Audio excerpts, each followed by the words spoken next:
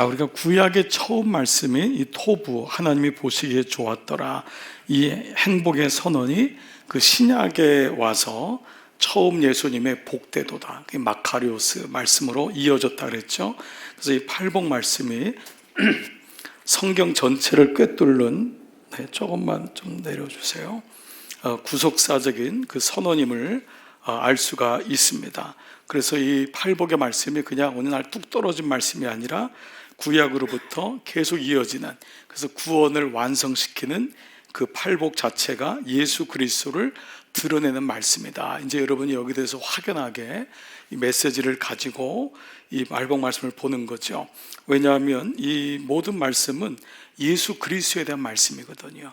그러니까 성경은 절대 개별적으로 교훈에 대한 말씀이나 아니면 어떤 맥락적인 어떤 그런 시대적인, 그래서 우리나라가 이 말씀이 좀 어려웠던 게, 우리나라는 일제시대의 사실 예수님의 구원인데 우리나라도 그 구원을 그 해방이라고 하는 구원으로 봤거든요.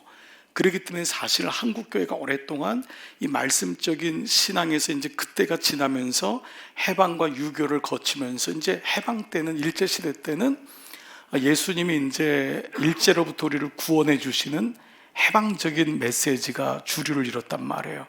그러다가 유교가 터지니까 가난을 극복하게 하시는 예수 그리스도, 물론 이제 상황 속에서 그 말씀이 들어와서 우리 민족이 이만큼 왔지만은 그 결과가 사실 참담했습니다. 그 결과는 기복이었어요.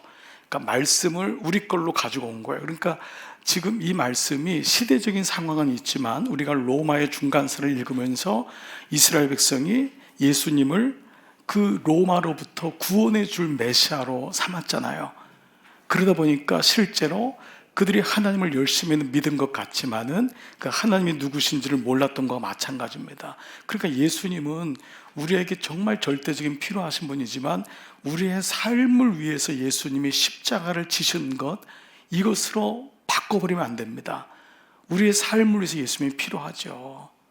그렇지만 예수님의 십자가의 사건을 우리의 삶으로 뒤바뀌어버리는 믿음, 이것이 그때는 응답받는 것 같고 그때는 막 열성적으로 믿는 것 같지만 이 말씀하고는 좀 동떨어지게 될 수 있다는 것입니다. 이 팔복의 이 고백이 창세로부터 감추인 것들이잖아요. 그래서 이제 여러분이 마태복음의 비유의 말씀인데 그것이 바로 예수 그리스도죠. 감추인 보화 예수 그리스도, 그분이 어떤 분인지를 드러내고 그리고 내가 어떤 존재인지를 비로소 보게 되죠. 그래서 팔복의 말씀의 그 우리가 부제 중에 하나가 그 나를 깨뜨리는 폭약이라고 해서 영적 폭약, 이 팔복의 말씀이. 그래서 이 폭약이라는 거 뭐냐면 그동안 내가 가져왔던 믿음에 대한 생각들, 믿음의 정체가 무엇인지를 이 폭발시키는, 그것이 팔복의 말씀이다. 왜냐하면 신구약 성경 66권은 오직 예수 그리스도를 드러내고 있거든요. 이거 포인트를 놓치면 안 됩니다. 모든 성경은 예수 그리스도를 드러내는 거예요. 그것이 아니면은 그것은 결국은 그때는 들으면은 깨닫지만은 결국은 구속사적인 말씀이 안 되기 때문에 말씀으로 계속 그 말씀이 우리에게 묵상이 되는 이유는 이 말씀을 통해서 예수님이 누군지를 알게 되는 거죠. 자, 그래서 우리가 어떤 존재인지 그 본질적인 부분, 하나님의 형상으로 지음받았던 우리의 모습이 무엇인지를 첫 번째 잡고, 그러나 죄가 들어와서 타락된 우리의 모습이 어떤지 변질된 모습을 보게 되고, 세 번째는 우리가 나아갈 방향, 거듭난 모습이 어떤지가 늘 말씀 가운데 세 가지 축이 있어야 됩니다. 구속사적이라는 것은 그냥 말만 구속사적이 되면 안 됩니다. 그건 뭐냐 하면 우리가 원래 어떤 존재인지, 근데 우리가 어떻게 변질됐는지, 그 원흉이 죄였고 오늘 새벽에 규태는 가라지라고 했잖아요. 그렇죠? 이제 그러한 이 영적인 영역을 보고 그 다음에 내가 그 예수님을 만나서 어떻게 변화될 것인가, 거듭날 것인가 라는 것이죠.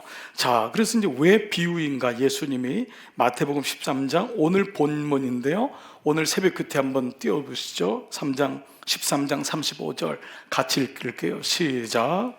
이는 선지자를 통하여 말씀하신 바 내가 입을 열어 비유로 말하고 창세부터 감추인 것들을 드러내려 이루려 하심이라. 이에 예수께서 무리를 떠나 집에 들어가시니 제자들이 나와 이르되 밭의 가라지의 비유를 우리에게 설명하여 주소서. 그렇죠. 그러니까 지금 예수님께서 계속 이 말씀을 하시는 게 뭐예요? 비유로 말씀하신 것은, 비유라는 것은 우리가 생각하는 비유는 금방 깨달아나고 하는 비유인데요, 히브리적인 문학에서의 비유는 뭐냐면 어려운 것을 드러내는 거예요. 그게 비유예요. 우리는 그러잖아, 야 내가 이걸 비유로 얘기해 줄게. 그 말은 뭐냐면 쉽게 깨닫는 부분이에요. 이건 헬레니즘의 문학적 표현이 비유지만은 구약에서 말씀하시는 히브리적인 문화에서의 비유는 뭐냐면 어려운 것을, 감추인 것을 찾아서 그 말씀을 고민하고 보화를 찾는 그 과정이 비유인 거예요. 그래서 파라블로스라고 하는 그 말은 여러 개를 놓고 비교하여서 알게 한다라고 하는, 추적한다라는 그런 뜻이 있는 거죠. 자, 그래서 예수님의 제자들이 이제 우리에게 가르쳐 주소서라고 말하죠. 자, 마가복음 3장에도 똑같은 말씀이 있는데요. 저거 띄워보세요. 3장 33절 대답하시되 누가 아닌데 이 말씀. 자, 넘어갈게요. 제가 잘못 찾은 것 같아요. 자, 마가복음에서도 똑같은 메시지가 뭐냐 하면은 비유에 대한 말씀이 나와요. 그 말씀도 이 지금 마태복음에 똑같이 제자들에게 주님이 이 비유가 아니면 말씀하지 않으신다. 그건 뭐냐면 줄이겠다는 거예요. 줄이겠다. 왜냐하면 모든 사람에게 개에게 돼지에게 진주를 주지 않겠다는 거예요. 그러니까 우리는 이 생각이 바뀌어야 돼요. 우리는 모든 사람들이 알아듣는 말씀이 좋은 설교, 쉬운 설교라고 생각해요. 그런데 그거는 많이 해봤잖아요. 여러분 지난 시간 예수 믿으면서 부흥회도 하고 뭐 웃고 뭐 얼마나 많은 말씀을 들었어요. 그런데 이제는 거기서 멈춰지면 안 되는 것을 알게 되는 거예요. 말씀이 금방 깨달아질 수가 없어요. 그러니까 묵상을 하는 이유는 뭐예요? 안 깨달아지니까 한 번 읽고 두 번 읽고 세 번 읽고 곱씹고 나누고 이 과정에서 말씀이 깨달아지는 것이지. 이거 오늘 굉장히 스피커가 이상하네요. 네, 그래서 그 말씀이 그러니까 깨달아져야, 이게 읽고 그냥 금방 느낌이 딱 오는 것이 말씀이 이렇게 은혜 받은 게 아닙니다. 그러니까 우리가 패턴을 이제 하자는 거예요. 여러분들이 이제 말씀에 대해서 이 패턴을 갖는 거예요. 금방 딱 듣고 야, 막 은혜 받았어요. 이게 아니에요. 하나님 말씀은 비유로 말씀하시면서 깨닫지 못하는요, 계속 주님이 산 위로 부르셔서 그 말씀을 곱씹게 하는 거예요. 왜냐하면 창세로부터 감추인 것인데 어떻게 그것이 딱 들으는 순간 딱 알아들어요. 그래서 여러분이 만약에 그 말씀이 너무 금방 알아듣는다, 물론 그런 말씀 듣겠지만 구원의 비밀이라 하잖아요. 비밀은 금방 아는 게 아닙니다. 고민하고. 그래서 그것을 뭐라 했죠? 디오코라 했잖아요. 하나님이 추적하시기 때문에 인생의 고난을 경험하면서 하나님이 어떤 분이신지를 알게 되잖아요. 우리가 나이가 들어보니까, 아이도 길러보니까, 암도 걸려보니까, 사업도 망해보니까 인생이 이거였구나. 그런 가운데 하나님이 어떤 분인지를 알게 되는 거지, 그냥 뭐 하는 대로 잘 되고, 애는 그냥 대학 들어가고 결혼 금방 하고 아이도 금방 낳고 이러면서 인생이 막 야 하나님이 나하고 함께 하시네. 이건 정말 주님의 은혜를 값싸게 만드는 거거든요. 그러니까 이제는 하나님 주신 말씀의 패턴을 바꾸는 거예요. 그래서 묵상하는 거예요. 그러니까 묵상을 안 하면은 절대 말씀은 안 들려요. 한 번 읽고 두 번 읽고. 그래서 저는 우리 교우들 중에도 목사님 한 번 들을 잘 모를 때 그것이 옳다, 맞다, 저라고 그렇겠습니까? 일주일 내내 말씀을 묵상하고 준비하는 제가 이 말씀이 금방 보이기 때문에 회제를 부르고, 아닙니다. 몇 번 읽고 이렇게 신학을 뭐 20년 했잖아요. 공부 20년 하고 이렇게 목회를 하는데도 이 말씀이 어떤지 막 고민되고, 이 말씀이 이거였구나, 내가 그동안 이 말씀을 못 봤구나, 이런 말씀의 찔림과 복 박힌 못이 있기 때문에 회중들이 영적으로 성장할 때 그 회중들과 함께 그 말씀을 가지고 살아가는 공동체, 그게 되는 공동체가 진짜 교회인 거죠. 아멘. 그렇습니다. 이게 진짜 교회인 거죠. 목사도 설교도 준비도 안 하고 교인들은 기대도 없이 아무리 말씀해도 막 엉뚱한 데만 아멘하고 막 졸다가 아멘하고, 그거 아니잖아요. 그래서 이것이 예수님의 목회 방법인 거예요. 예, 기존의 교회는 어떻게 하죠? 무리를 먼저 모아요. 이단들은 이렇게 합니다. 기존의 교회들, 우리 교회만 봐도 그래요. 무리를 먼저 모으고 그 다음에 제자로 세워나가는데 이게 너무 어려운 거예요. 교우되고 집사되고 권사되고. 우리 교회 권사님이 285명이에요. 지금 현종 권세라는 이름을 가지신 분이. 예? 그러니까 우리 돌아가신 분들 더 많겠죠. 지금 명예권사님 빼고 시무권사님만 285명이에요. 그런데 어느 날 이렇게 직분으로 올라가지만 뭐예요? 제자도가 안 세워지는 거예요. 이것이 오늘날 교회에 참 어찌할 수 없는 비극이죠. 교회 오래 다녔으면 어느 정도 봉사했으면 직분을 주지만 말씀이 안 들리는 사람이 너무 많잖아요. 사실이요. 근데 예수님 방법은 뭐죠? 무리를 부르는 것이 아니라 제자를 부르신단 말이에요. 이게 완전히 다른 거예요. 예수님 먼저 밤새도록 기도하시고 12명을 부르세요. 무리 중에 추주하는 게 아니에요. 12명을 불러서 그 12명에게 집중하는 거예요.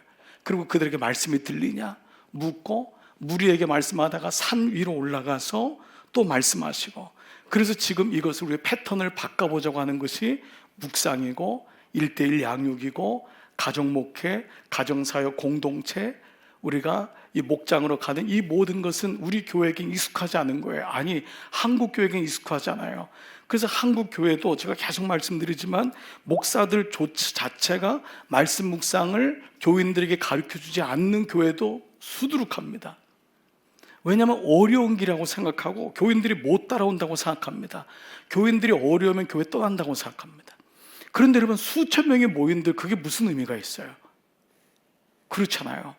그러니까 우리는 모이면 장땡이다, 크면 장땡이다라고 하는 이 개념이 우리에게 있는데, 예수님 말씀을 보니까, 예수님 목회를 보니까 줄여나가는 거예요. 줄여나가요. 참 이게 목사로서는 굉장히 힘든 말이지만은 이것이 숫자적인 것만이 아니라 그만큼 말씀으로 도전을 주고 그 말씀 안에서 끝까지 구원에 그걸 붙잡고 살아가는 사람 천국까지 데려간다고 하는 의미를 가지고 있잖아요. 그러니까 말씀을 못 가지면 천국 못 가는 건 분명하잖아요. 그러니까 말씀으로 내가 확신하고 그걸 믿음으로 응답하는 것이 구원이지, 교회에 나오는 것이 구원이 아님을 우리 말씀을 통해 알기 때문에 그 말씀으로 견인해 갈 때 결국 그 목회의 마지막 승부는 천국에서 결정되는 거라고요. 예, 거기서 결정되는 거예요. 그러니까 이 땅에 아무리 작은 교회가 있어도, 제가 지난 2주 전에도 우리 제자 목사님 한 분이 오셨는데 그 목사님이 교회가 작으니까 늘 비하감이 느낀대요. 옆에 너무 큰 교회가 있고 하니까. 그런 교회들이 얼마나 많겠어요.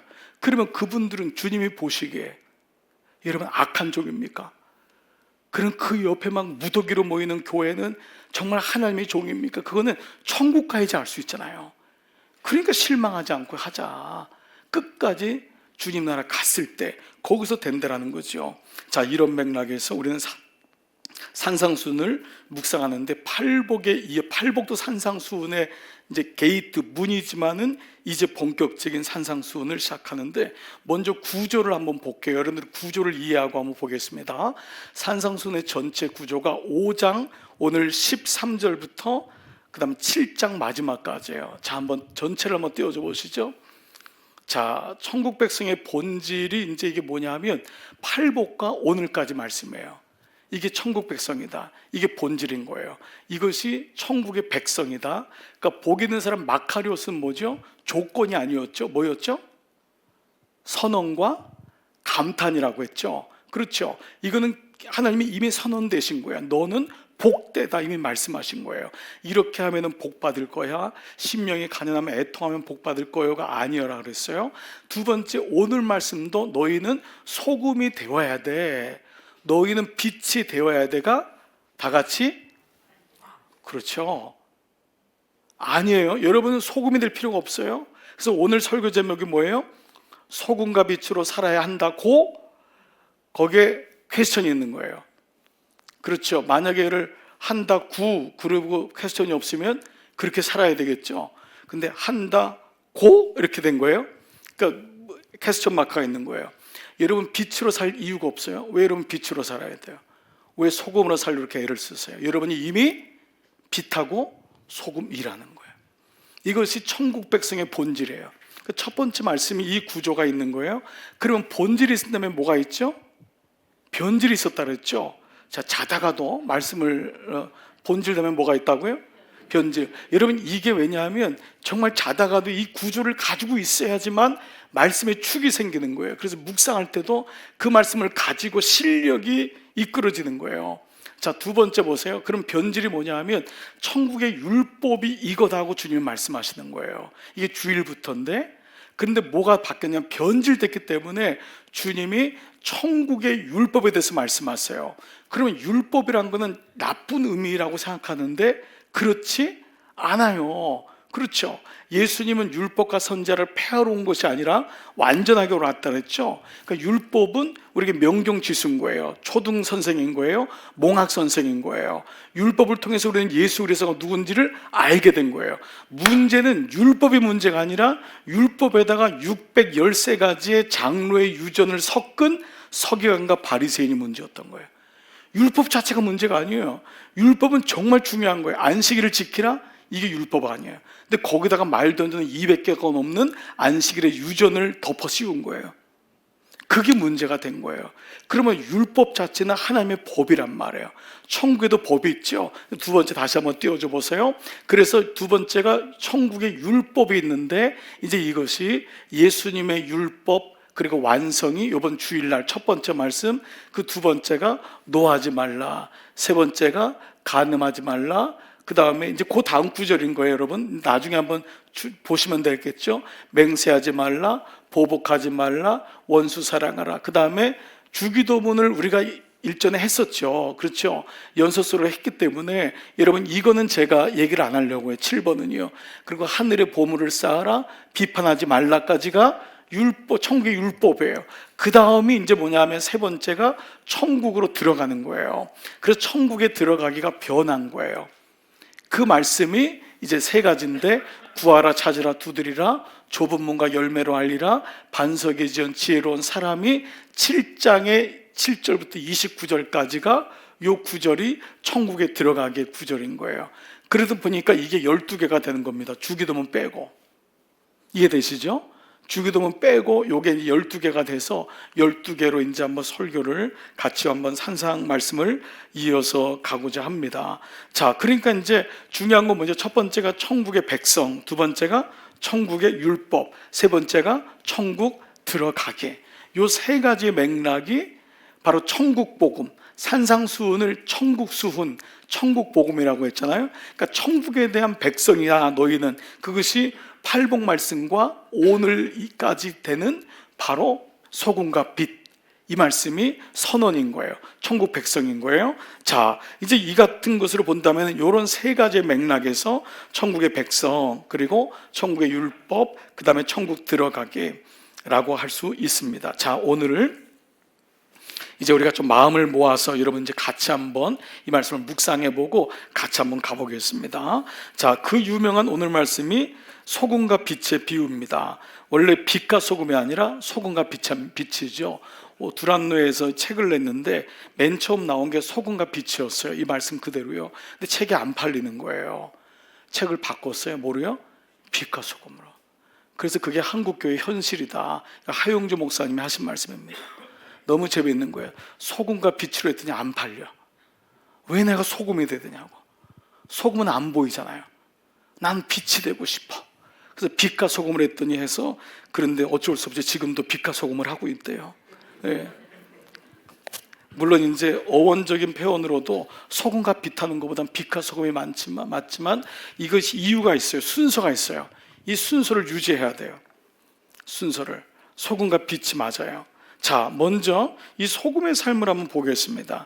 자, 소금의 삶, 빛의 삶, 공통점은 뭐냐 하면 너희가 소금이 돼. 소금은 부패하지 말라는 방부제. 빛이라는 건 어두운 데서 빛이다 라고 하는 아주 좋은 의미죠. 물론 소금은 이제 희생이라고 하는 개념이 있지만 소금이라고 하는 것 자체를 가지고 있는 건 짠맛을 내는, 그제 세상 속에 들어가서도 너희가 짠맛을 내야 돼. 그래서 우리 많이 설교 들었죠. 바닷물은 2%인데도 바닷물이 썩지 않게 우리 그리스도에는 몇 프로인데 세상이 이 꼴이야 라고 하면서 계속적인 메시지를 우리는 들었어요. 그래서 이 말씀은 성도의 도덕적인 말씀을 가진 사람 혹은 그리스도인, 우리 말씀을 가진 것으로 따진다면 그런 그리스도인의 삶의 모범, 그 삶에서 가져야 될 행태, 이런 것으로 이제 이해를 했죠. 그렇게 이해한 이유는 바로 16절 때문에 그렇습니다. 자, 여러분 16절을 봐보세요. 16절 다 같이 이같이 시작. 이같이 너희 빛을 사람 앞에 비치게 하여 저희로 너희 착한 행실을 보고 하늘에 계신 너희 아버지께 영광을 돌리게 하라.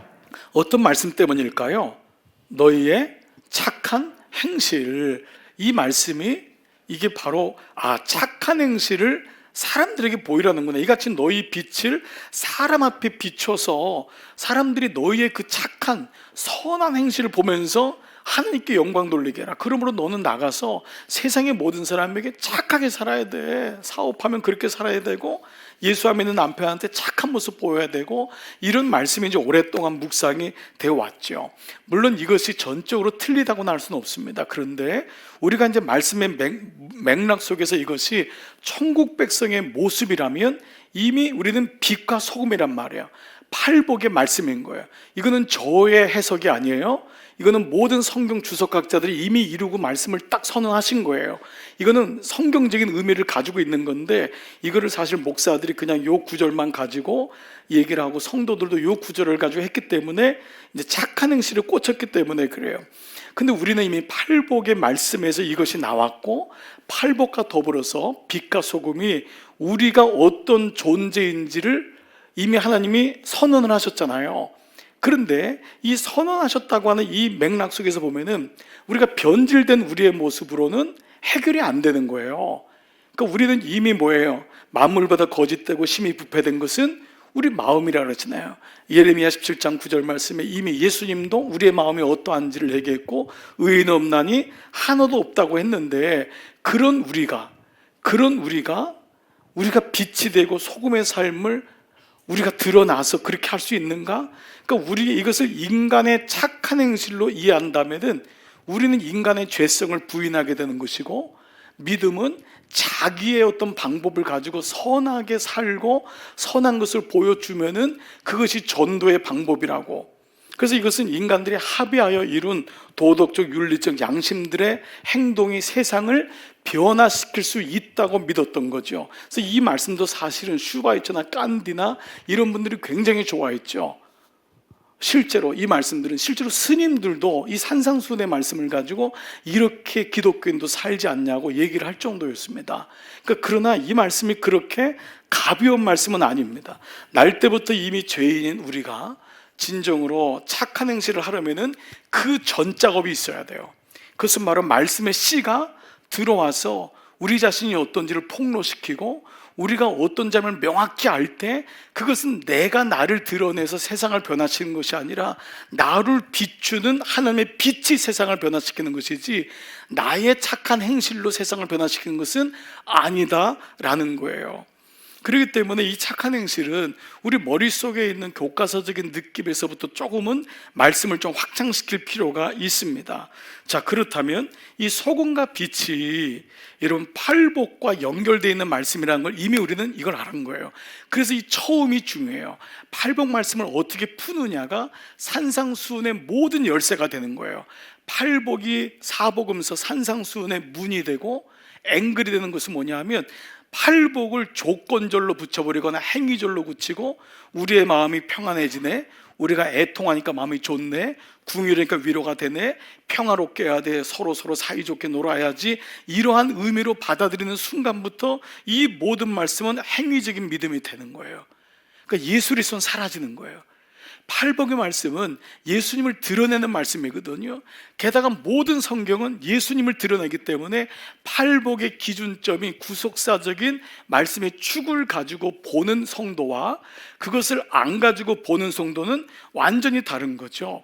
그래서 이제 이런 등식이 성립되는 거예요. 팔복의 삶, 팔복의 말씀이 이게 처음이었잖아요. 이것이 소금과 빛의 삶이고 이것이 착한 행실이다. 그러니까 팔복으로 연결된, 팔복은 예수 그리스도를 드러내잖아요.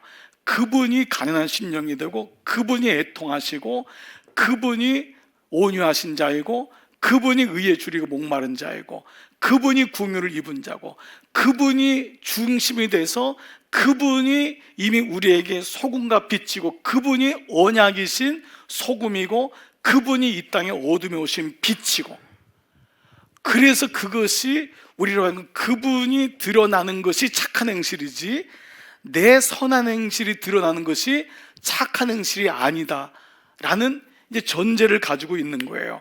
자, 이제 말씀을 계속 풀어가 볼게요. 여러분들 그러면 이게 어떤 의미인지를 같이 한번 나눠봤으면 좋겠어요. 자, 이렇게 볼 때 착한 행실이라는 세상에서 말하는 착한 사람이 아니라, 그래서 겉으로만 착한 척하고 선한 행동을 하는 것이 아니라 천국 백성이 된 사람에게서 나오는 성령의 빛이죠. 하나님 마음. 그럴 때 그 선한 행실은 착하게 살려고 노력해서 하는 것이 아니라, 빛이 되려고 하는 것이 아니라 이미 주님 앞에 접붙임을 당한 사람에게 나오는 하나님의 모습이라는 거예요. 그래서 믿음은 착하게 살려고 하는 것이 아니라 예수를 만나는 것이 목적이 돼야 되지, 착하게 살고 선한 행동을 하려고 하는 것이 목적이 아닙니다. 한국 교회는 세상에게 잘 보일 이유가 없어요. 교회는 세상에게 잘 보이려고 교회가 이 땅에 세워진 게 아니에요. 그래서 이 말씀의 본질을 보면은 그 다음에는 그 교회에 복음이 있고 말씀이 있기 때문에 그 성도가 나가서 그 삶을 살면은 그것이 처음에는 박해를 받을 수밖에 없는 거예요. 그래서 나로 말미암아 너희가 욕을 먹고 박해를 받는 것이 당연하다. 매다음에죠. 기여기지 말아라. 박해를 안 받을 수가 없는 거죠. 왜냐하면 나는 빛인데, 나는 소금인데. 그러니 세상은 그 자체가 싫어하는 거예요. 착한 행실로 접근해가지고 세상을 변화시키는 것이 아닙니다. 세상이 그렇게 순진하질 않아요. 세상은 받아치는 줄 알면서 그러냐 그러면서 또 우리를 속이죠. 자, 그렇기 때문에 이 소금과 빛의 삶은 어떤 삶이냐? 심령이 가난하고 애통하고 온유하고 의에 줄이고 목마르고 궁유의 여김을 받고, 그 다음에 마음이 청결하고, 그 다음에 화평케 하고, 그 다음에 의를 위하여 핍박받는 그 팔복의 삶을 모두 다 가리켜서 통합된 삶이 빛과 소금이야. 소금과 빛. 이게 통합된 거예요. 연결된 거예요. 예수님으로부터 나오는 연결된 것이지, 우리가 그냥 이것을 개별적으로 나는 소금처럼 빛으로 살아야 되겠다고 하는 그것이 아니라는 것이죠. 그래서 다시 말씀을 정리하면 소금과 빛의 삶은 이 팔복 모두가 연결된 이 말씀을 아우르는 것이고, 팔복이 예수인 것처럼 예수가 내 안에 있을 때 나오는 거예요. 그러므로 노력해서 나오는 게 아니기 때문에 이게 안 나오면은 예수가 내 안에 없구나라를 애통하고 다시 예수께로 돌아가는 거예요. 다시요. 이해되세요, 여러분? 예? 내가 빛이 왜 못 되지? 너 그거밖에 안 돼가 아니라, 노력하는 것이 아니라 이것이 안 나오는 이유는 내 안에 예수가 없구나라고 하는 다시 원초적인 말씀으로 돌아갈 때 이것이 진짜 회개가 된다는 말씀이죠.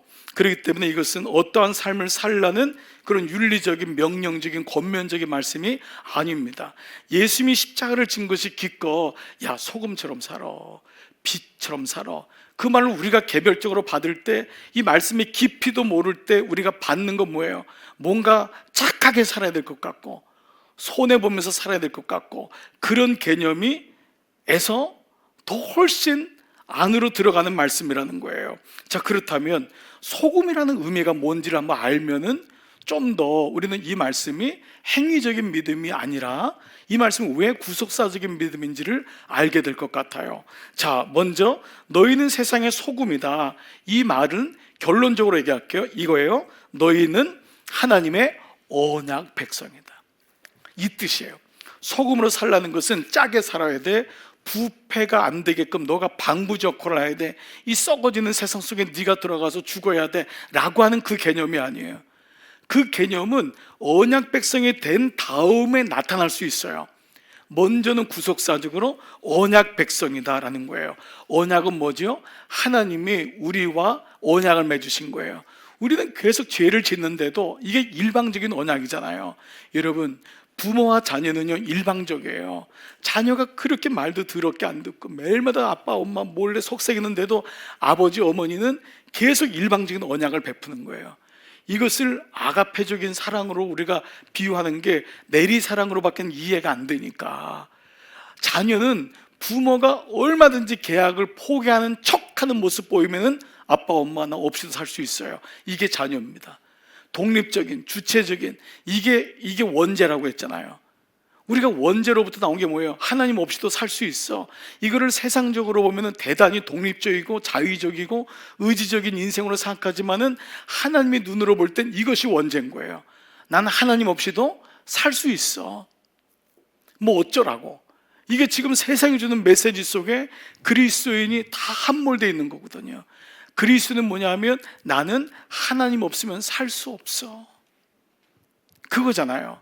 이제 이 의미를 본다면은 이것이 하나님의 언약 백성이다. 언약이라는 건 약속이잖아요. promise. 약속이다. 약속했다. 이것이 구속사적이나 구원을 이루기 전에 약속이에요. 그래서 구약을 오래된 약속, 이전의 약속이라 그러잖아요. Old Testament, 신약을 New Testament. 그 하나님의 언약을 그분은 신실하여 변개하지 않으시기 때문에 당신의 언약을 이 땅에 이루셨는데 그 마귀의 기소를 없애는 방법은 죽어야 된단 말이에요. 죽어야지만 그것이 가능하기 때문에 누가 너희를 정죄하려. 그것이 십자가에서 당신이 내려와서 죽으심으로 마귀의 정죄, 구원에 대해서 끊임없이 의로 이런 인간들이 어떻게 구원받냔 말이에요. 이게 마귀의 기소 아니에요. 근데 거기에 대해서 누가 죽어야 되잖아요. 죽으면 그 사건은 없어지는 거예요. 기소가 풀리는 거예요. 그것이 구약에서 주님 말씀하신 것을 신약에서 이루신 거거든요. 그것이 이제 이 성경 전체적인 맥락이라면, 자, 이것이 구속사적인 성경을 보는 원리죠. 예수님의 모든 말씀은, 특별히 비유는 창세로부터 감추인 것을 드러내기 위함이라면 소금이란 말을 이 놀라운 산상수훈에서 갑자기 뜬금없이 소금이란 말을 넣었을 리가 없다. 그렇죠. 그 소금이란 말은 이미 하나님의 구원의 역사 속에서 구약과 신약을 흐르고 있는 아주 중요한 말씀이라는 거예요. 실제로 소금은 구약에 30번이 나오고 신약엔 6번이 나와요. 그럼 구약에 30번이 나오는 건 뭐냐 하면 대부분 하나님의 나라, 하나님의 왕국, 하나님의 사람 제사장, 이 세 가지가 맥락이로요. 하나님의 나라, 하나님의 성전, 하나님의 사람. 이것이 구약에 나오는 소금에 연관된 모든 말씀이에요. 그러니까 구약은 비추어 주는 거잖아요. 그림자죠. 그러면 신약에서는 이제 완성되는데 놀랍게도 신약에 나온 소금의 6번은 다 제자에게 지칭돼요. 이게 예수님이 산 위로 부르시는 거예요. 산 위로 부르시면서 소금이란 단어를 쓰시는 거예요. 제자를 불러 모으시면서. 자, 이런 의미에서 보면은 구약에서 먼저 이 소금이 대표적으로 왜 언약이냐? 소금은 방부제 역할이 아니에요. 소금은 부패 역할이 아니에요. 소금은 언약에 대한 말씀이에요. 자, 먼저 레위기 2장 13절 같이 한번 읽을게요. 시작. 내 모든 소재물에 소금을 치라. 내 하나님의 언약의 소금을 내 소재에 빼지 못할지니 내 모든 예물에 소금을 드릴지니라. 이것이 레위기의 제사법에서 이미 나왔어요. 그러니까 구약의 이 말씀을 모르면은, 제사법의 말씀을, 소금을 모르면은 우리는 레위기 말씀이 이 말씀이 나왔는지도 모르고 갈 수 있잖아요. 그러니까 이 말씀에서 보세요. 소재물로 소금을 치라. 당시의 소금은 우리의 소금과 다릅니다. 소금의 값이 엄청났어요. 그래서 황금, 소금, 이게 굉장히 돈의 가치가 있었잖아요. 이 소금을 치라는 게 왜 그러냐면 내 모든 예물에 소금을 치라. 이제 이 민수기 말씀을 이제 넘어가 볼게요. 자, 그런데 이 말씀이 뭐냐? 민수기 먼저 한번 띄워줘 보시겠어요? 18장 19절. 이 소금이 뭐냐 하면은 이스라엘 자손 여호와께, 그 다음 역대하 말고, 네, 이스라엘 하나님 여호와께, 자손 여호와께 거제로 드리는 모든 성물은 내가 영구한 몫의 음식으로 너와 내 자녀에게 주노니 여호와 앞에 너와 내 후손에게 영원한, 다 같이요, 소금 언약이니라. 소금을 치라고 했는데 그 이유가 뭐냐면 이것이 너와 나 사이에, 너 후손 사이에 있는 영원한 소금 언약. 영원이란 단어가 붙었어요. 소금이란 것은 실제로 여러분 이 세월이 변해도 변하지 않는 유일한 물질 중에 하나였기 때문에 그래요. 그래서 소금이란 것은 이 세월이 지나도 변개하지 않는다, 변하지 않는다. 이것을 쓰기 위해서 영원한 소금 언약이다. 그래서 그 소재, 모든 소재는 뭐냐면 드려지는 하나님의 번제에다가 소금을 침으로 하나님과의 언약이 이루어진 것을 고백했던 거예요. 자, 그런 가운데 이제 한 말씀만 찾으면은요, 역대하 북이스라엘과 남유다로 갈라졌을 때 남유다가 정통성이 있었잖아요. 그래서 남유다의 아비야 왕이 북이스라엘의 여로보암과 전쟁을 할 때 뭐를 기억하냐면 다윗과 하나님의 언약한 소금 언약을 얘기해요. 역대하 13장 5절 한번 띄워줘 보세요. 이스라엘 하나님 여호와께서 소금 언약으로 이스라엘 나라를 영원히 다윗과 그의 자손 주신 건 너희가 알 것 아니냐. 북이스라엘이 그 이방으로 갈 때 남유다에 있는 아비야 왕이 북이스라엘 여로보암에게 너 왜 반역하냐? 왜 하나님을 떠나냐? 하나님이 이스라엘 나라를 영원히 다윗과 그의 자손 주신 것을 알 것이니라. 뭘로요? 소금 언약으로. 그러니까 이같이 하나님 나라에 대한 회복, 하나님 성제에 대한 회복이 소금 언약으로 계속해서 반복됐던 것이죠. 즉 소금은 하나님과의 언약을 드러내고 깨닫게 하는, 이걸 상징하는 소재였던 것입니다. 수천 년이 지나도 소금은 그대로 남아있다고 하죠. 화학 성분이 바꾸지 않는 거예요. 그래서 여기다 영원한 소금이라고 썼던 것입니다. 자, 그래서 이제 오늘 5장 17절에 있는 말씀을 여러분들이 다시 한번 이 마태복음 5장을 눈여겨보시는 거예요. 여러분 이미 성경을 찾았을 텐데 그 말씀을 보면서 5장 13절 너희는 세상의 소금이니, 이 말이 이제 들어오기 시작하는 거예요. 그 말은 뭐죠? 소금 언약이라는 거예요. 내가 너희와 함께 너를 버리지 않기로 약속한 너희는 소금이야. 너희는 그러한 자라는 말씀이 이 말씀으로 들어오는 것이죠. 자, 이런 의미로 본다면은 하나님의 언약은 절대 포기되거나 변질되거나 변개되거나 하나님은 그 마음을 쉽게 바꾸시는 분이 아니죠. 그 하나님이시니까. 그래서 이것이 바로 뭐냐면 하나님이 너희가 이렇게 타락해도 나는 너희를 소금이라고 선포하는 건 뭐예요? 하나님의 견인하심이잖아요. 이것이요. 계속적인 쓰는 단어. 하나님이 끌고 가는 거예요. 나는 하나님을 떠났는데도. 그것이 우리가 그 호세아의 주제인 건 여러분 기억하시죠? 고멜과 같이 우리는 늘 가는데도 하나님의 은 30냥으로 그것이 예수님의 팔린 속전의 값이 그대로 호세아에 나오잖아요. 그래도 가서 고멜을 또다시 탕감하고 돈을 들여 사오는 이 모든 과정이 구약의 모든 말씀인 거예요. 그러니까 그 말씀을 가지고 보면은 구약이 보이기 시작하는 거예요. 근데 이 구속사적인 말씀이 아니면은 구약은 영원히 성도들에게는 보이지 않는 말씀으로, 어려운 말씀으로 남겠죠. 그래서 언약에는요 하나님의 주도권이 있어요. 언약은 쌍방에서 이루어지지만 우리는 계속 언약을 변개하고 바꾸는 거예요. 우리 그게 기복이거든요. 해주시면 하겠고 안 해주시면 안 합니다. 이게 우리란 말이에요. 근데 하나님의 언약은 신실하고 변함이 없고 그분이 영원하시기 때문에 신실하신 하나님, 그래서 그 언약에는 하나님의 주권, 주도권이 있는 거예요. 자, 팔복의 말씀 기억하시죠? 팔복의 주권은 하나님이라고 그랬잖아요. 하나님이 우리를 심령이 가난한 자로 이끄시는 거예요. 하나님이 우리에게 애통하는 마음을 주는 거예요. 하나님이 우리라고 온유한 자로 만드시는 거예요. 하나님이 우리를 만들어 가시는 거예요. 팔복이지 우리가 의지적으로 혀를 깨물어 가지고 마음이 심령이 가난해야 돼, 애통해 눈을 찔러보자, 이게 아니라는 거죠. 그러니까 하나님이 결국 그 마음으로 견인하시는 그 디오코라는 말씀은 마지막에 박해하는 자, 나를 말하면 박해를 받는 그 디오코도 하나님이 쫓고 가시는 거예요. 추적하시는 거예요. 그래서 결국은 말씀 가운데 그것이 찌르는 채찍같이 잘 박힌 모처럼 결국 그것이 양이 목자를 찌르는 채찍같이 몰고 가시지만은 그것이 결국 뭐였죠? 구원이었잖아요. 그것이 구원이었다고요. 우리는 구원이 어떤 건지 몰라요. 나만 잘 되면 구원받는다고 생각하는 거예요. 그것이 눈앞에 보이는 구원이지요. 기껏 10년, 20년, 30년. 우리가 그거 잘 되면 하나님 예수님 잘 믿었다, 축복받았다, 이것이 변질된 강단이었고 변질된 기독교였잖아요.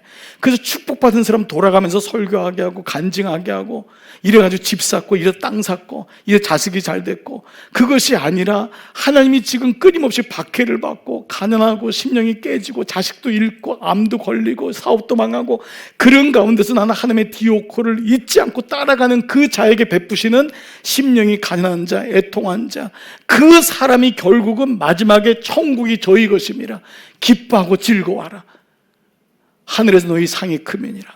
그 말씀이 진짜 하나님 말씀이고 복음인 줄 믿습니다.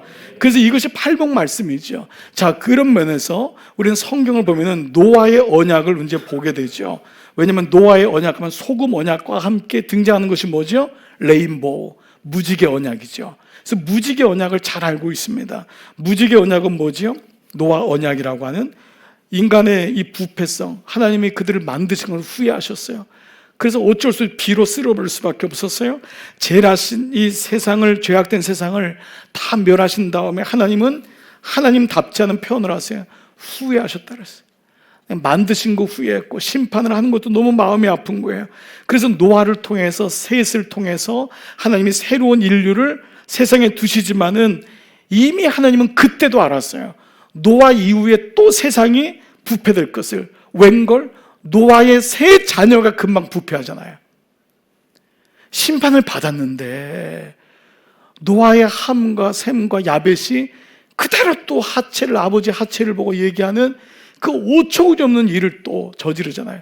그게 얼마 못 가는 거예요. 이것이 인간이 죄로 들어와서 죄된 인간의 모습인 거예요. 그런 가운데 하나님은 바로 그 노아의 후손도 시간이 지나면 또 타락할 것을 아셨어요. 그것이 창세기 8장 21절이요. 한번 볼게요. 8장 21절. 여호와께서 향기를 받으시고 그 중심에 이르시되 내가 다시는 사람으로 말미암아 땅을 저주하지 아니하리니 하겠다고 했지만 이는 사람의 마음이 계획하는 바가 어려서부터 악함이라. 내가 전에 행했던 같이 모든 생물을 다시 멸하지 아니하리라. 이 말씀에는 뭐냐 하면 인간이 계획하는 바가 어려서부터, 이건 뭐냐면 태어나면서부터, 그게 이미 악으로 인하여 그가 하나님을 떠날 것을 주님이 아셨지만은 이 백성을 향하여 또 언약을 베푸시는 거예요. 변개할 줄 알면서도.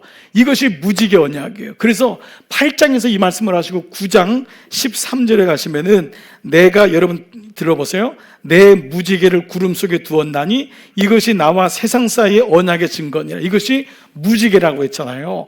무지개라는 게 레인보우죠.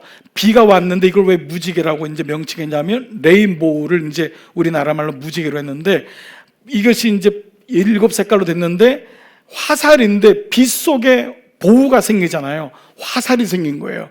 그런데 활이 생긴 거예요. 보우가. 근데 뭐가 없다는 거죠? 화살이 없는 거예요.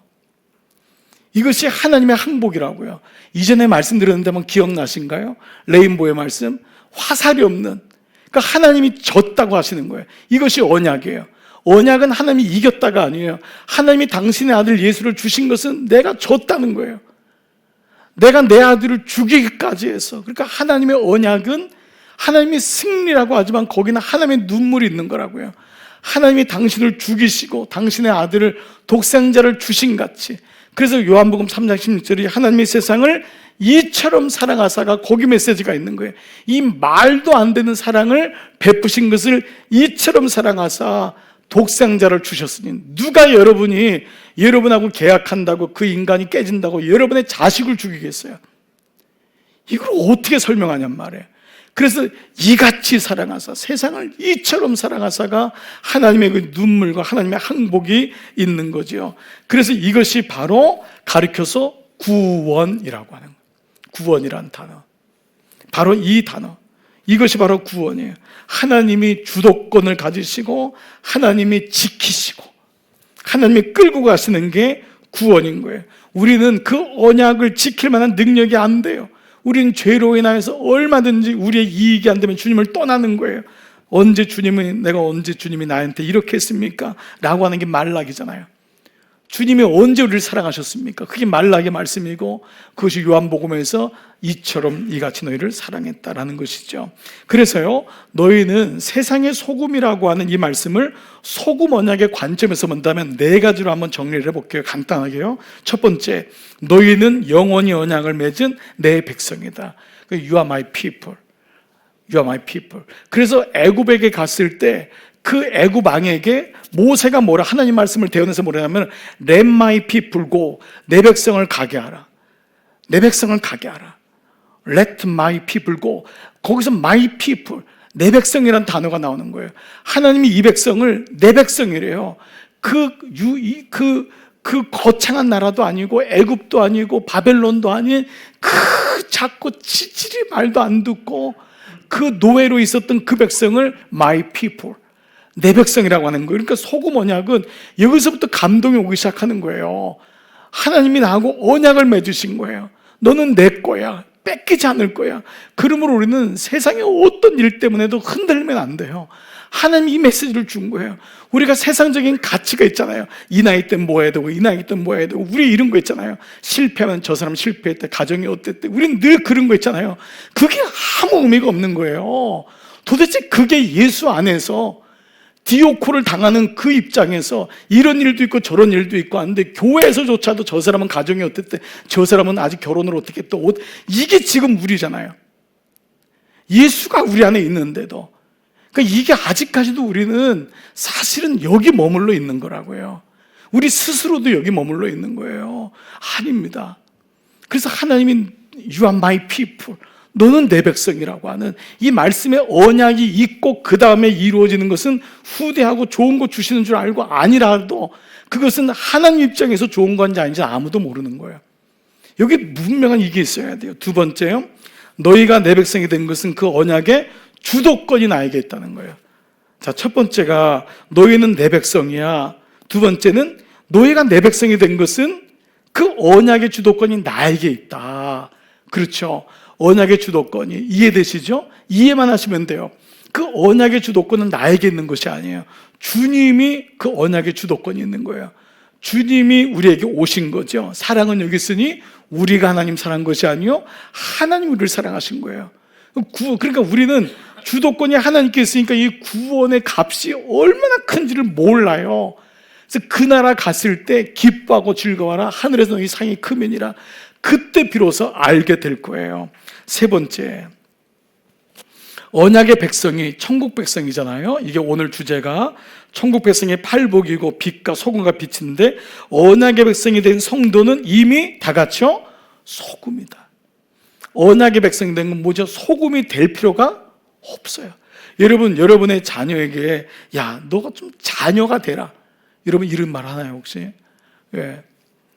웃고자 지금 얘기하는 건데, 자, 여러분 넌 저 아들이 되라 이럽니까? 아들이 되니까 아들의 삶이 나중에 아버지의 삶을 영화롭게 해야 되겠구나, 이것이 이제 자발적으로 느껴지는 것이지, 이 아이에게 아들이 되기 위해서 막 애를 씁니까? 제가 제 아이가 저한테 막 아들이 되려고 집에 들어올 때 막 문 살살 열고 들어오고, 예, 아버지한테 아버님 주무셨습니까? 왜? 아들이 되고 싶어서. 이놈아, 너는 이미 내 아들이야.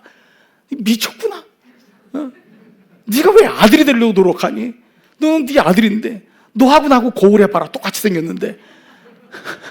하나님이 그 당신의 형상대로 지음받은 거냐. 널 봐라, 무슨 동물 중에 너 안에 예수가 있는데, 너 안에 하나님이 있는데 왜 아들이 되려고 애를 써? 너는 이미 소금인데. 이 말씀이거든요. 너는 이미 천국 백성이 된 성도는 이미 소금이야. 넌 뭐 소금으로 짠맛을 내려고 애쓰지 마.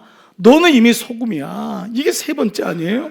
그래서 내 백성은 그렇게 소금이기 때문에 천국 백성으로 살아가치는 거예요. 살아가친다. 억지로 안 되는 거예요. 성령의 열매는 성령에 접촉될 때 나오는 게 열매잖아요. 그렇죠. 성령의 열매가 그 메시지를 가지고 사랑해야 됩니다, 온유하시고 우리 애씁시다, 우리 교회 안에 화평이 없는데 화평을 애씁시다가 아니에요. 말씀 앞에 오는 자가 있으면 교회는 어느 순간부터 화평하게 되는 거예요. 말씀이 들어오면 싸움을 하라 해도 안 해요. 그게 희한해요. 그래서 그 옛날을 잊어버려요. 보라, 이전 것은 지나갔으니. 그래서 여러분, 우리 교우들도 그러잖아요. 우리가 언제 싸웠냐고. 들을 끼는 자는 들을지어다. 네. 우리가 언제 그래요? 우리 원래 은혜가 있었던 교회입니다. 목사님 왜 자꾸 우리가 옛날에 그랬다고 자꾸 그래요? 왜냐하면 그 말씀이 들어가니까 보라, 이전 것은 지나갔으니. 지금 새 곳이 된 거예요. 그러니까 사랑하라고 해서 되는 게 아니에요. 하나님의 그 밭이 문제가 아니라 뭐가 문제라고요? 씨가 문제라 그랬잖아요. 씨가 들어가니까 밭이 변하는 거지, 밭이 스스로 용을 써가지고 우리는 좋은 밭이 돼야 돼, 이게 아닌 거예요. 그래, 이미 너희는 소금이야. 이미 너는 내가 언약 백성인데, 너에게 언약을 줬는데 이것이 세상이 모를 뿐이고, 그리고 마귀가 이것을 의심을 주기 때문에, 가라지를 줘서 의심하게끔 하기 때문에 내가 언약 백성인지를 모르고 살아가는 성도가 너무도 많은 거예요. 그래서 우리는 마지막에 네 번째가 뭐냐면, 띄워줘 보세요. 그래서 디오코, 박해받는 거예요. 그래서 디오코 받는 거예요. 그러니까 성도의 박해는 절대 잘못된 게 아닙니다. 그런데 우리는 오늘날에 물론 직장에서도 여러분 예수 믿고 이 땅에도 여전히 박해는 있죠. 그러나 가장 본질적인 박해는 뭐라 그랬죠? 말씀으로 박해받는 거예요. 성도에게. 그것이 매일마다 말씀으로 찔름 받는다고요. 직장 가서 여러분이 박해받을 수 있어요. 그러나 그것도 매일 받을 수는 없잖아요. 그러나 하나님이 추적하심을 매일마다 매 순간 느끼는 거면 말씀밖에 없잖아요. 말씀을 들음으로 목사도 어디서 여러분 말씀을, 우리 장로님들 주변에 어디서 핍박받아요? 다 예수 믿는 사람인데 여러분 주변엔 대부분 예수 믿는 사람인데 어디서 핍박받아요? 그런데 그것이 매일마다 말씀으로 찌림받고 말씀으로 못 박힘받으니까 그 말씀으로 견인되기 때문에 박해를 받는 거예요. 자, 정리하면 너희는 세상의 소금이고 너희는 세상의 빛이다. 이건 외적인 어떤 행동의 결과를 의미하기보다는 근원적으로 나의 신분이 어떠한지, 내 안에 스펠로마 하나님 말씀이 들어왔을 때 어떻게 내 삶이 변화가 이루어지는지에 대한 부분이다. 그래서 나는 이미 그 소금의 언약에 뿌려진, 언약이 체결된 언약 백성이다. 근데 문제는 13절일 거예요. 소금이 만일 그 맛을 잃으면 무엇으로 짜게 하려? 근데 그 언약을 가졌는데 그 언약으로부터 떠나고 언약을 잃어버리면은 무엇으로 그 소금이 회복되리요? 후에는 아무 쓸데없어. 이것은 창세기에 그 언약을, 하나님 말씀을 잃어버리고 선악과를 따먹은 결과가 뭐예요? 그 에덴 동산을 떠나게 되고 하나님을 도망가고 숨고, 그리고 자기의 눈이 밝아져서 사람의 벗은 것밖에 보지 못하는 그 눈의 밝아짐 속에 머무르는, 그래서 이 말씀이 아무 쓸데없어 다만 밖에 버려져 사람에게, 세상 사람들에게, 그 언약을 모르는 사람에게 밟힌다는 거예요. 이 말씀 우리가 알 수 있습니다. 언약에서 벗어난 자의 최후입니다. 하나님의 견인하심은 우리의 온 인생을 통합적으로 끌고 가시지만은 하나님 우리에게 또한 로봇가 아니라 우리에게 자유의지를 주셨기 때문에 그 가운데 우리는 문을 두드리는 것이 하나님의 계속 견인하심인데 그 문을 여는 것은 우리의 몫인 거예요. 하나님이 구원의 역사를 계속해서 베푸시지만 거기서 응답하셔야 돼요. 제자들에게 산 위로 올라오시지만 제 산 위로 올라가는 건 우리의 몫인 거예요. 이번 주 칼럼에 여러분이 말씀 안에 사는 자, 말씀에, 하나님의 말씀에 박해받는 자를 위한 견책의 말씀을 5가지로 나누어서 말씀을 드렸어요. 여러분 잘 보시고 그 말씀 5가지는 최소한의 말씀을 주신 자에 대한 자녀의 반응인 거예요. 자녀가 아무리 부모가 언약을 깨지 않고 언약을 변개하지 않고 해도 그 자녀가 부모의 귀한 사랑을 깨닫지 못하고 갈 때는 부모도 마지막에는 어쩔 수 없어요. 부모가 언약을 깨는 것이 아니라 스스로 버림받아요. 스스로 짓밟히는 거예요. 그것이 탕자의 비유 아닙니까? 그러나 그 탕자의 비유였지만 첫째 말씀은 사실은 그 말씀 포인트는 둘째가 아니라 첫째였잖아요. 탕자는 돌아왔지만 첫째는 말하지 않는 가운데 이미 하나님을 떠나고 살고 있었던 거예요. 아버지 없이 사는 처자들이 유대인과 바리새인 첫째 아들이었잖아요. 둘째는 표면적으로 드러났지만 첫째는 교회 안에서 하나님 없이 살아가는 성도의 모습 아니에요. 그러니까 우리가 이 말씀의 축을 가지고 계속 우리를 보자는 거예요. 그래서 이것이 하나님 나라의 비밀인 것입니다. 하나님 나라의 비밀. 마가복음 4장 11절부터 한번 볼게요. 하나님 나라의 비밀 시작. 하나님 나라의 비밀을 너희에게 주었으나 외인에게는 모든 것을 비유로 하나니 이는 그들로 보기는 보아도 알지 못하며 듣기는 들어도 깨닫지 못하게 하여 돌이켜 죄사함을 얻지 못하게 하려 함이라. 네, 이 말씀은 이사야에 있는 말씀을 그대로 예수님이 가져오신 거잖아요. 이 말씀에도 보세요. 하나님 나라의 비밀이라고 했잖아요. 비밀은 한 번에 할 수 있는 말씀이 아니잖아요. 계속 묵상하고 아버지의 뜻이 무엇인지를 추적해야 되잖아요. 그러나 외인에게는 모든 것을 비유로 한 건 뭐냐 하면 이 말씀을 너무 쉽게 알면은 그 말씀의 비밀을 깨닫지 못하는 거예요. 여러분 뭐든지 그렇잖아요. 쉽게 얻은 것은 쉽게 잃어버립니다. 쉽게 번 돈은, 그래서 로또로 한 사람이 거의 100%가 망하는 이유가 그겁니다. 우리가 생각할 때는 로또 하잖아요. 나에게도 로또 한 20억 떨어졌으면 놀랍게도 추적했잖아요. 미국에서는 금 100년을 추적했다고 하잖아요. 100%예요, 100%. 이게 놀랍죠. 그런데도 여러분 제가 이 얘기하는데도 또 돌아서는 로또. 이게 죄성이니까 어쩔 수 없어요. 그리고 우리는 언제 알죠? 죽어야죠. 죄의 삭은 사망이니까. 죽어야지 깨닫는 게 인생이구나. 그러니까 하나님의 성령의 도우심 받아서 죽기 전에 하나님 나라를 보는 것, 이것이 정말 성도의 은혜죠. 자, 그런데 이것이 비밀로 주었지만 외인에게는 모든 것을 비유로 하셨어요. 그들이 보기는 봐도 알지 못하고 듣긴 들어도 깨닫지 못하고 돌이켜 죄의 삶을 어찌게, 하나님은 우리를 구원하시는 분인데 죄의 삶을 얻지 못하게 한단 말은 뭐예요? 구원이 너무 땅에 떨어지는 거예요. 그래서 주님이 이제부터 뭐예요? 구원을, 모든 사람이 진리를 알고 모든 사람이 구원받기를 원하시지만은 하나님 이것을 계속해서 스크린하신다 그랬어요. 그래서 마지막에 나오는 산상순의 마지막 비유가 뭐냐면 좁은 문이에요. 좁은 문. 좁은 문과 모래 위에 세운 집과 반석 위에 세운 집. 이것으로 계속 가는 거예요. 그래 여러분, 우리가 이제 이걸 아는 거예요. 교회 온다고 구원받는 것이 아니구나. 무리에게 구원이 이루어지지 않는구나. 이 안에는 하나님과의 계속적인 관계가 있어야 되는 거구나. 그래서 믿음을, 구원을 받지만 구원을 지키는 것도 너무 중요하구나. 이런 말씀들을 우리가 계속해서 말씀을 가져가는 거예요. 자, 오늘 이제 일례로 새벽 큐티 본문을 예수님이 씨 뿌리는 비유를 말씀하시는데, 제자들이 예수님께 뭐라고 하죠? 마태복음 13장 36절 설명해 달라고 해요. 예수께서 무리를 떠나사 집에 들어가시니, 무리를 떠나사 무리에게 말씀했는데 몰라요. 그래서 제자들이 나와 이르되 밭의 가라지 비유를 우리에게는 설명해 주소서. 무리는 모르니까 설명해 달라고 하는 거예요. 그때 예수님이 설명해 주는 거예요. 이게 바로 오이코스, 집, 하나님의 교회에서 이루어지는 거예요. 세상 사람들은 모르는데 우리에게 그 말씀을 풀어주세요. 이 말씀을 묵상하게 해주세요. 주님의 집에 모여서 그 말씀이 어떠한지가 풀이받고 그 말씀을 가지고 살아가는 거죠. 그 비유는 뭐죠? 뭐를 감추고 있다는 뜻입니다. 이렇게 감추인 것은 귀하다는 거예요. 그래서 비유가 내일 나오는지 모레 나오는지 밭에 감추인 보아라 그러잖아요.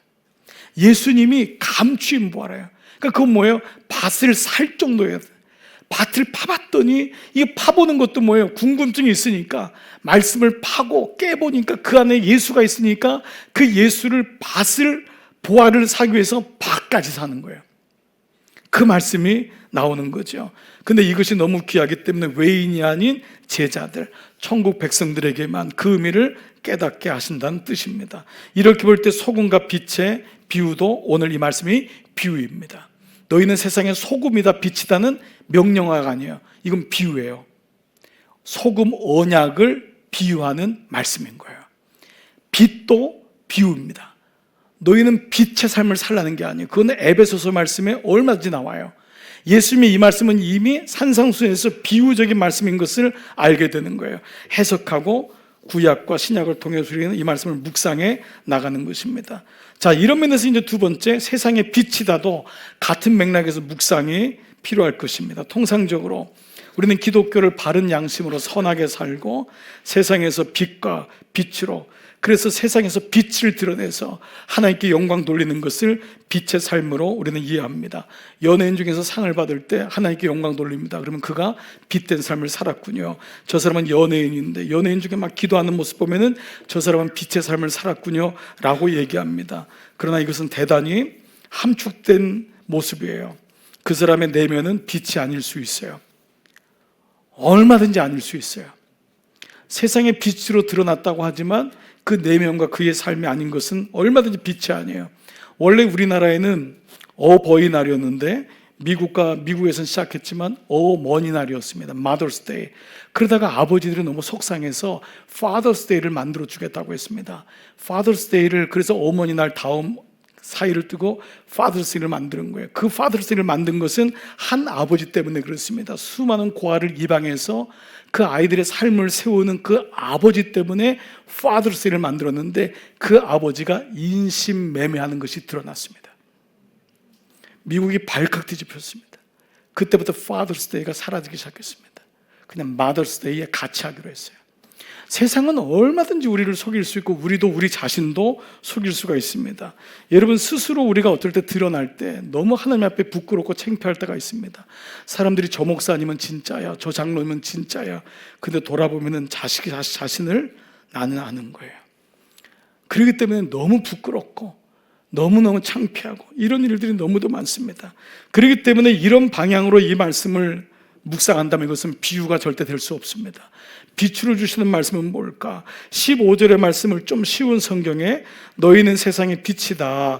사람의 등불을 켜서 그릇을 덮어놓지 않고, 이것이 오늘 나오는 말이라는 단어죠. 뭐라고 나와 있죠? 개역 성경에는 성경을 말 아래 두지 않고 15절에 말이라는 게 대박이죠. 대박. 그 말입니다. 그러니까 이 말이 오늘 그릇을 덮어놓지 않고 곡식을 이렇게 뜰 때 대로 뜨는 거 있잖아요. 대박. 그 대박입니다. 이것은 이 말 타는 말이 아닙니다. 그래서 등불을 그릇에 덮어놓지 않고 등경위에 든다. 그 등잔에 있는 등 위에다가 든다는 거죠. 등 테이블에다가. 이같이 너희에게 착한 행실을 모든 사람에게 보여줘야 한다라고 번역됐어요. 자, 이 말씀을 들으면서 우리는 소금 언약과 동시에 이 말씀도 이런 피상적이고 표면적인 말씀은 아닐 거라는 거. 왜 그럴까? 너희 빛을 세상에 보게 하라. 너희는 이거야. 빛을 비춰야 돼. 왜냐하면 이 말씀을 듣는 제자들의 직업은 대부분 세리였고 어부였고 가난한 사람들이었어요. 세상에 빛이 될 만한 조건을 가진 사람의 그 당시의 모습 보면은 아무것도 없었어요. 그 당시에 빛은 오히려 누구였죠? 바리새인이에요.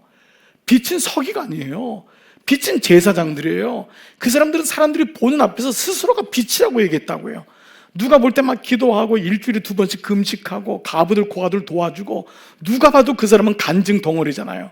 그 사람들이 모든 것을 점령했다고요. 근데 예수님이 갈릴리에서 부른 사람은 가난한 사람, 어부들, 촌뜨기들, 세리들, 창기들, 이 사람들이 제자인 거예요. 제자에는 12명의 제자가 아니라 예수님을 사모하여서 예수님 말씀이 아니면 못 살겠습니다, 하나님 나라를 가르쳐달라고 부름받은 사람들이 제자였던 거예요.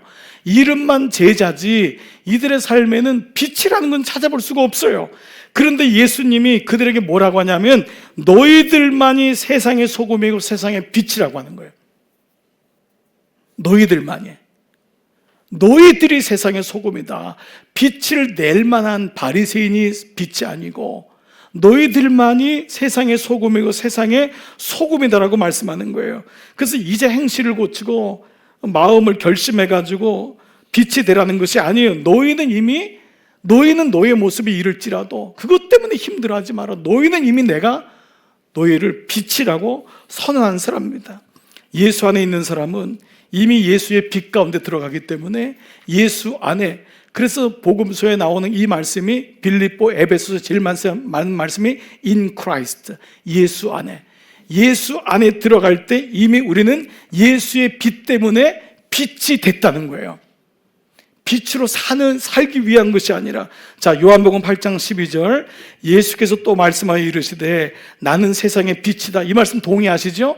예수님이 세상의 빛이에요. 근데 나를 따르는 자는 어둠에 다니지 않냐고 세상의 빛을 얻으리라. 주님이 세상의 빛인데 주님을 따르는 자도 빛이라고 했어요. 분명히 말씀하셨죠. 요한복음 12장 46절 나는 빛으로 세상에 왔나니 물은 나를 믿는 자로 어둠에 거하지 않게 하기 위하여. 예수님이 이미 너희는 빛이야 라고 말씀하신 것입니다. 그래서 이 말씀이 구속사적으로 묵상이 되는 거예요. 너희는 세상의 빛이라 산 위에 있는 동네가 숨겨지지 못할 것이다.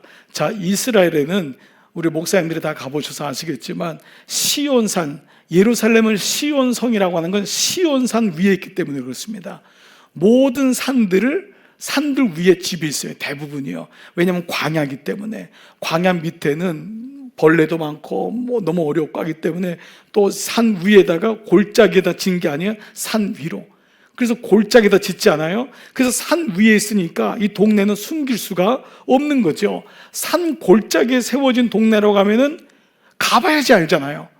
근데 산 위에 있으니까 오늘 말씀이 뭐죠? 너희는 빛인데 산 위에 있는 동네가 숨기지 못할 것이다 라는 말씀을 가고 있는 거예요. 산 위에서 사람들이 볼 수 있는 곳에 세워진 동네이기 때문에, 그것이 마을이기 때문에 사람들이 바로 알 수 있다는 거예요.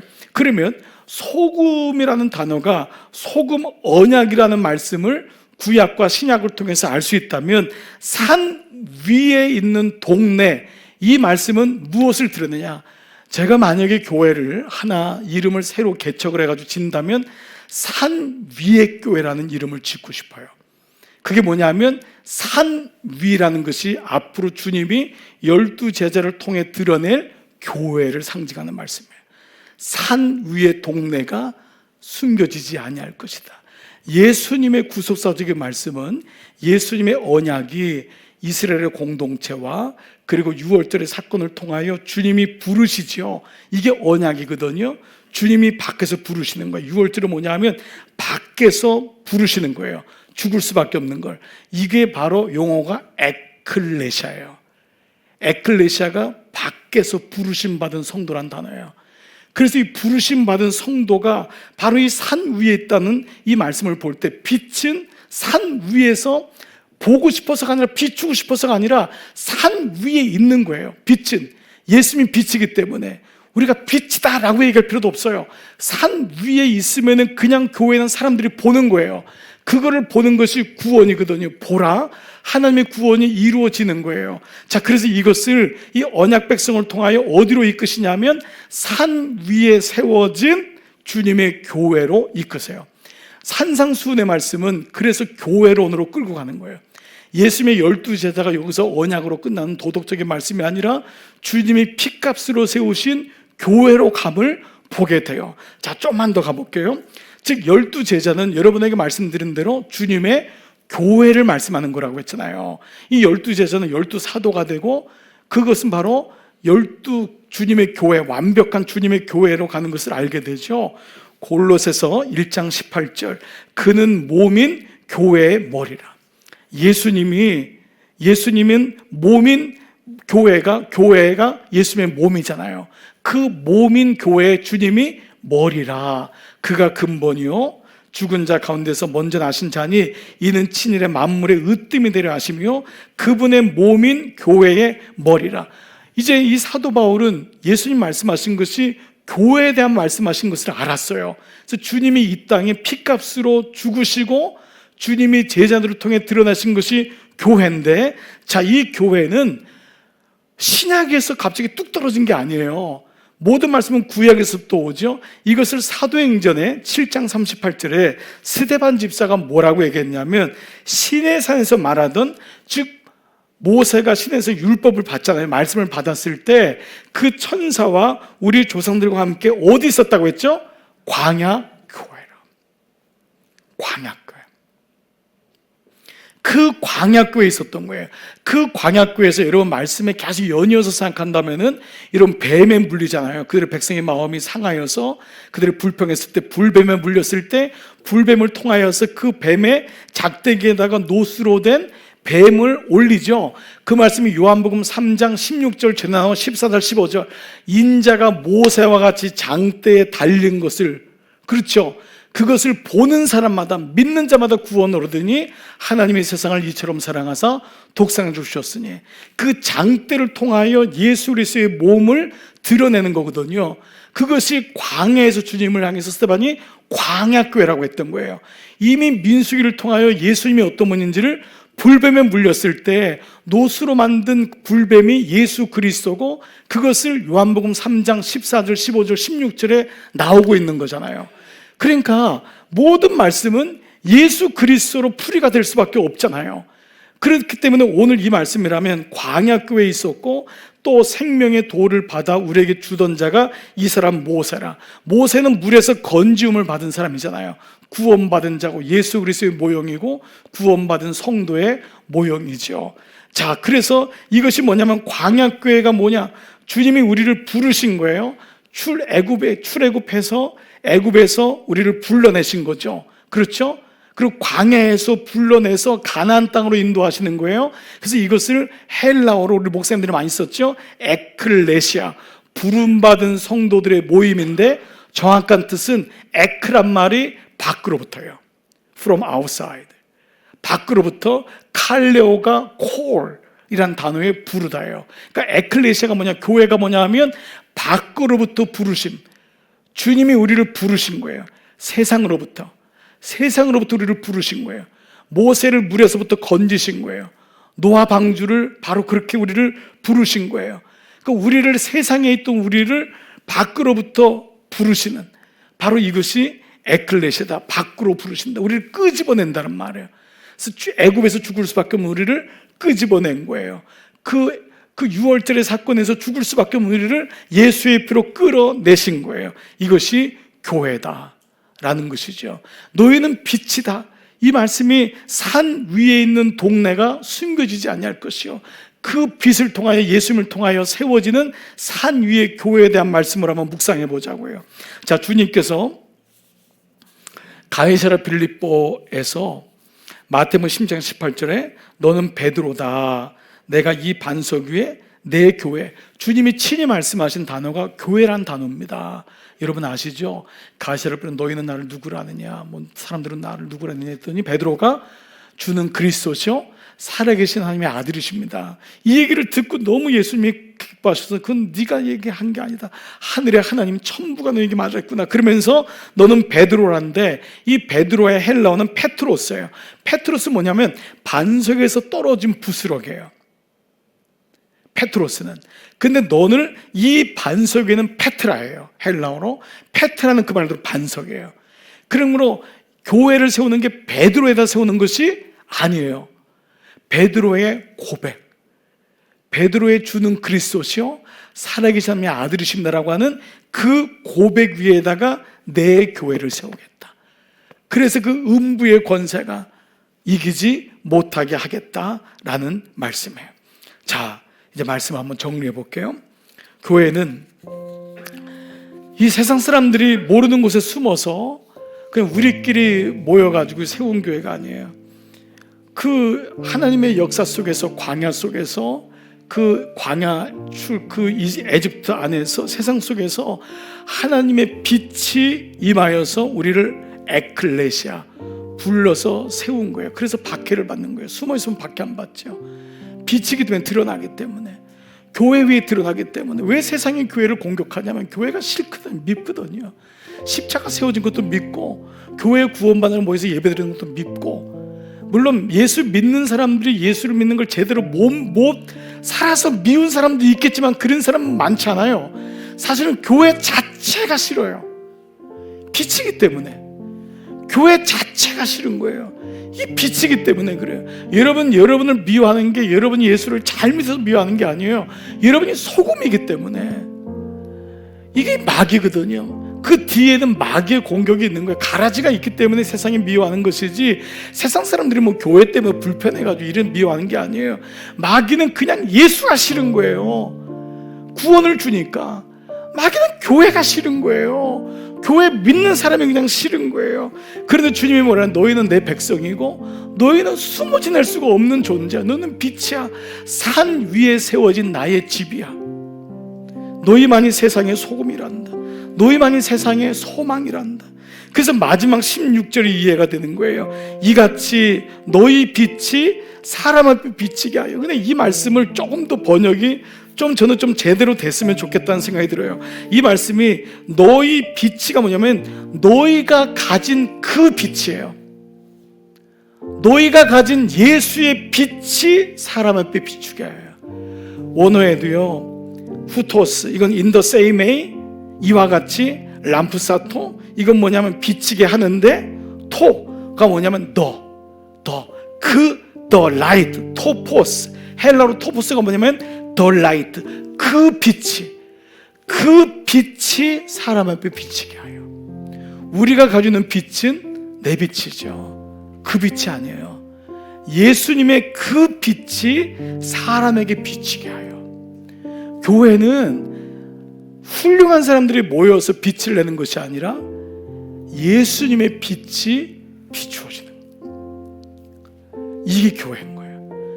교회는 인격적이고 도덕적이고 세상에서 잘 나가는 사람이 모여가지고, 야, 이런 사람이 우리 교회에 왔어, 이래가지고 비추어지면 그 사람의 빛이 비추어지는 거예요. 근데 이 빛은 예수님의 빛, 토포스, the light, 그 빛이 사람들 앞에 비치게 하니까 교회를 통해서 주님을 알게 되는 거죠. 그래서 이 착한 행실이 무엇인지를 오늘 마지막 말씀으로 정확하게 간파한 사람이 있어요. 바로 사도 바울이죠. 역시 사도 바울이에요. 빌립보서 1장 9절 내가 기도하노라 너희 사랑을 지식과 모든 총명으로 점점 더 풍성하게 하사 너희로 지극히 선한 것을 분별하며 또 진실하여 허물 없이 그리스도의 날까지 이루고 그 다음에요 예수 그리스도로 말미암아 의의 열매가 가득하여 나의 의가 아니라 예수 그리스도로 말미암아 예수님 때문에 나오는 그 의의 열매가 가득하여 하나님의 영광과 찬송이 되기를 원하노라. 내가 소금과 빛이 되면 안 돼요. 그분이 소금이고 그분이 빛이에요. 그분이 소금 언약을 이루셨고 그분이 빛이 되셔서 내게 오심으로 내가 그분을 드러내는 삶을 살게 되고 그것이 산 위에 세워진 교회, 주님의 교회가 숨기지 못할 것이다. 이것이 말씀을 가진 자의 삶입니다. 사랑하는 여러분, 이 말씀은 적용하는 것은 여러분에게 또 다른 묵상이 필요할 거예요. 먼저 말씀을 들을 때 여러분 말씀을 빨리 적용이 안 된다고 힘들어하지 마십시오. 하나님 말씀은 적용이 중요한 것이 아니라 그 말씀의 원리가 중요해요. 원리를 가지고 살다 보면은 적용은 어느 순간에 돼가고 있는 거예요. 내가 빛이 되려고 애쓰지 말고 주님이 빛이구나에 대한 말씀의 원리를 가지고 있으면 어느 날 내가 빛된 삶을 사는 것이지 자꾸 적용을 빨리 하려고 하는 것이 아닙니다. 그래서 말씀 묵상의 첫 번째 질문이 뭐냐면 예수는 누구신가? 하나님은 누구신가? 이 부단한 작업이 우리에게 1년, 2년, 3년, 10년이 필요한 이유가 여기 있죠. 오늘도 여러분 말씀을 함께 나누게 돼서 감사합니다. 첫 번째, 산 위에서 만난 예수님, 내가 소금과 빛으로 살아야 한다고 여러분이 그 질문에 답해 보시고요. 이 말씀이 두 번째 말씀으로 어떻게 말씀을 인도하실지 저도 기도하고 여러분도 함께 기도하면서 이 산상순의 말씀을 계속 한번 풀어가면서 이번 사순절 하나님의 은혜가 오늘 여러분 모두에게 충만하기를 기도하겠습니다. 아멘.